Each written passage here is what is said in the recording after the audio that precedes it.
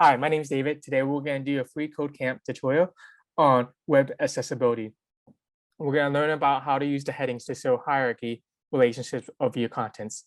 So headings go from H1 through H6 as tags, and they are supposed to be in order. And they're supposed to be in hierarchy. So they'll in your web page, there'll be one H1, and within H1, you can have H2 underneath it. And then within H2s, you have H3s, and then H3s, H4s, within H4s, H5. You don't want to go from H1 and then there's a H5 like that. So they're very in order because the screen readers to get the summary where it only looks at your headers. And this goes under the idea of semantic HTML too, which uses tag to use around content indicates the type of information it contains. So the headings have different ranking. So H1 will have the highest rank and then it goes down in the subsections.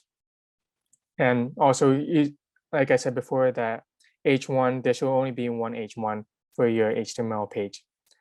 For this exercise, we see that it's all kind of mixed up. There's a H2 that goes to H5, and we want to replace all the H5s with the H3 to have a proper semantic HTML. So let's change it. So this is H5. So we change it to H3, and then the closing tag as well. Opening tag, closing tag, H3, H3, H3 here, H3 here, H3 here, H3 here, H3 here, and then H3 here. So then if you want to put an H4, we'll go into the H3 like that. So that should be it for this one. Thank you so much.